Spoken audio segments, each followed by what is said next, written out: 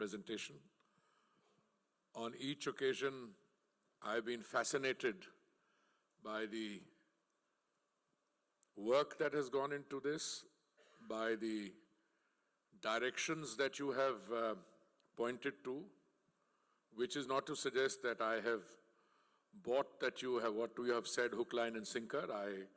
I'm trained to look for the difference of nuance, but each time I must say it's very high quality, so congratulations. I believe this is the 11th occasion that you are making this presentation.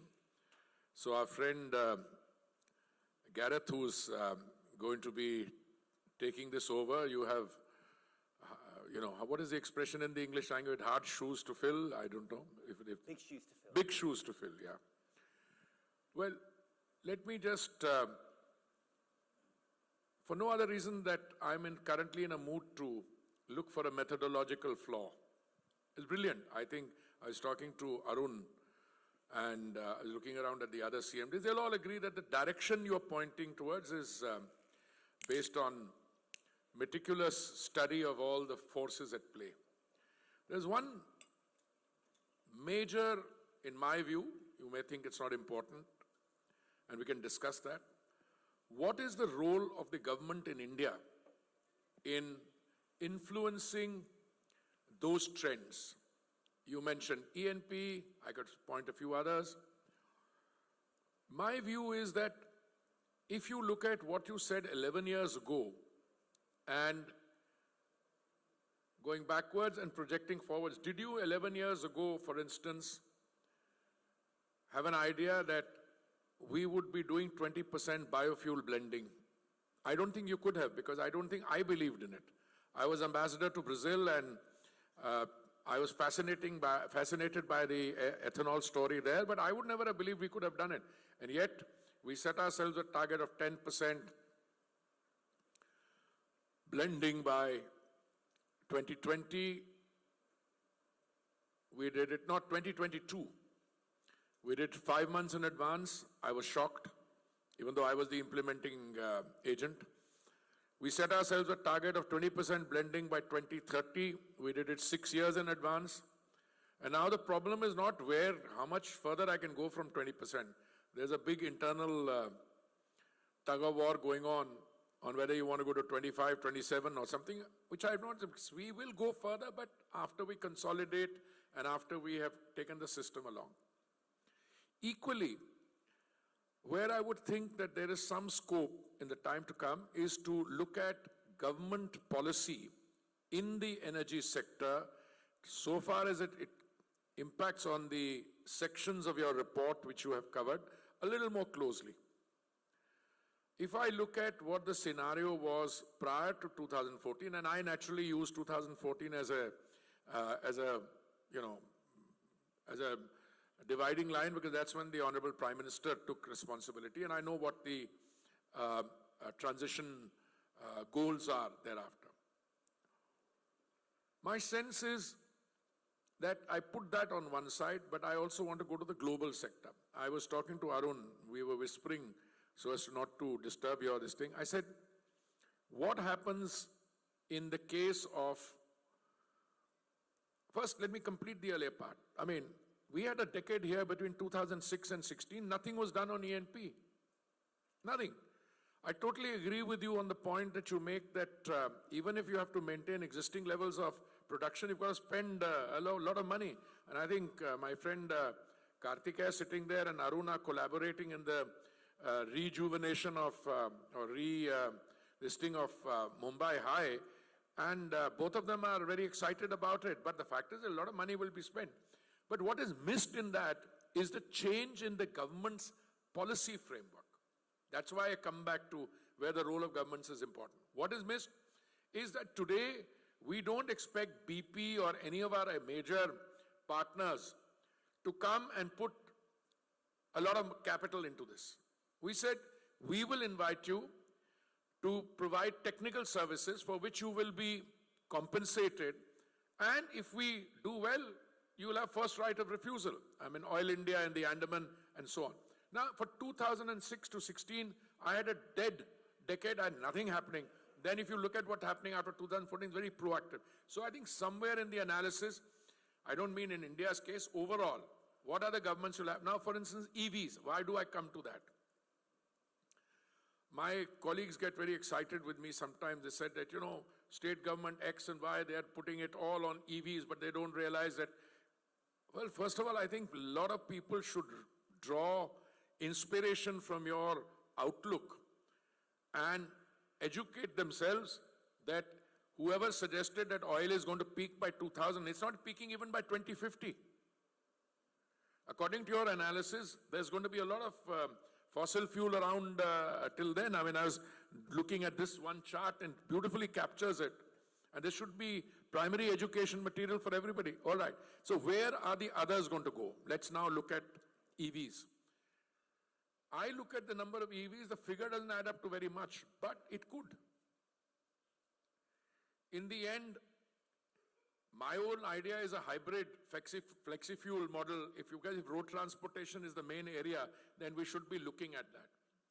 I put that aside. Now I come to natural gas, where my CMD colleagues and I, we have a brainstorming session every month, all of them, and we, try to, in an unconventional way. My own view is that there is going to be more natural gas available than we are currently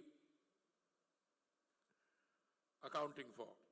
And I don't mean just from the traditional sources, there's more natural gas coming up everywhere. I mean, in the Andaman discovery, which I announced the other day at the Basin Initiative in Mumbai, I mean, yes, there is gas there. There was gas in the first well, there's gas in the second well, they've taken it for testing, now they're doing the other tests to deserve the part. What will happen to the power sector? I have a lot of power plants which are lying, not closed or below efficiency, etc. I totally agree with you. If I get reasonably priced gas, which I think I will from 2026, there could be an impact on that power sector also. That's one way of looking at it. Secondly, I mean, I always look at these scenarios to, I have a habit. I always look at everything to get the better positive vibes out of it. And I said, well, a lot of energy consumption, which means the economy is doing well. But there may be some other things in there. Do we seriously think that by 2050, the fuel of the future, which to me is green hydrogen, that will not be present there? I have a very different view on that. If you look at our history in the last few months, IOCL's tender for the first, which refinery was it? I think Panipat, which L&T got. I was told that green hydrogen will succeed only when the price comes down. Well, the price, which I found out, was $5.50 a kilo, which was earlier. If you remove your GST from it, it's what, $4?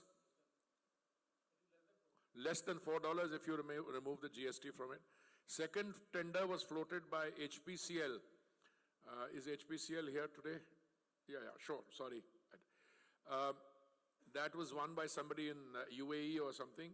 And if you remove the GST, it's less than $3 or, yeah? I mean, I spend $150 billion a year, I means India, on the imports of traditional fossil fuels and energy. Just imagine if the price of 1 kilo of green hydrogen comes down to, say, 2.5, and it's within range. I keep telling them, multiply the number of tenders you're doing, use more and more green hydrogen. I used to have a power minister with whom I used to spar occasionally. He was a colleague in the civil service with me. I told him, your green hydrogen is not going to take off because you're going to spend it in the power sector. Green hydrogen will take off when my friend Mr. Sani starts using it in his refineries. You've got 11 refineries. How many are you using it in just now? One. I had got your predecessor with great difficulty. I said, at least 2 go for. I said, why don't you go for more? So if the refineries start using green hydrogen, it'll come. We're already into green ammonia now. You're already talking about green ammonia being sold to Singapore, sold to Germany, etc. I'm making the point that I think with the help of technology, innovation, and prudent government policy.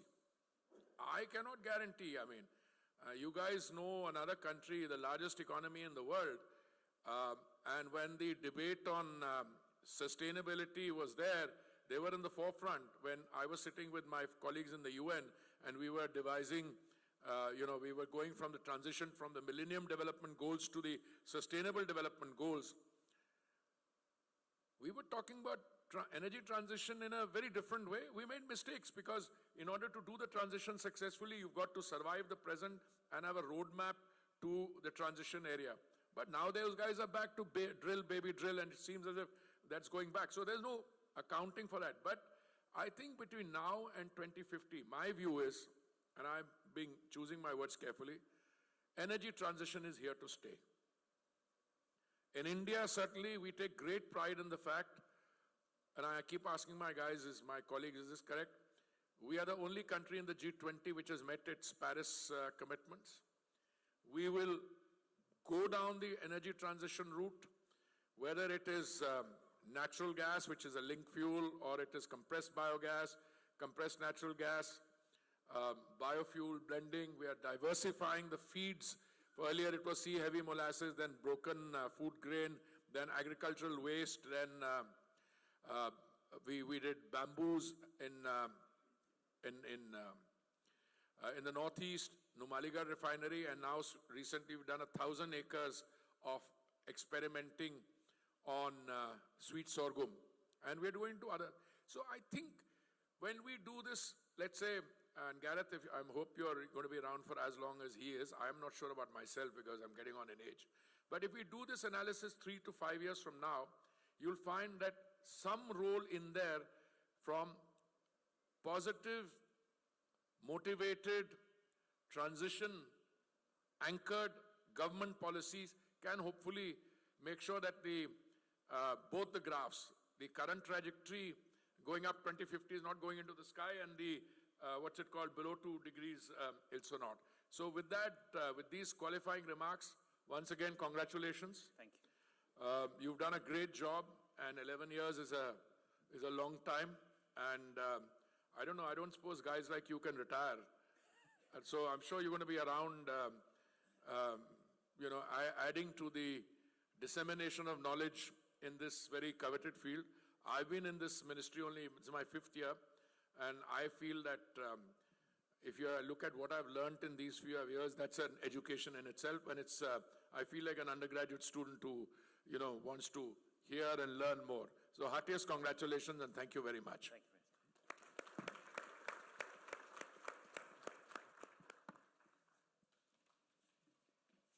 A very big thank you to the Minister for his comments. We are very privileged to have you here today, sir.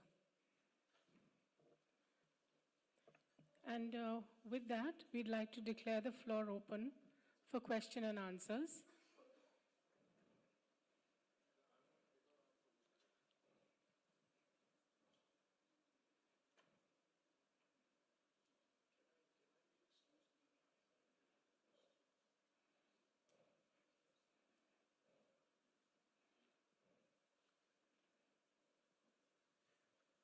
So we're going to, as we suggested, we're going to open it up for Q&A.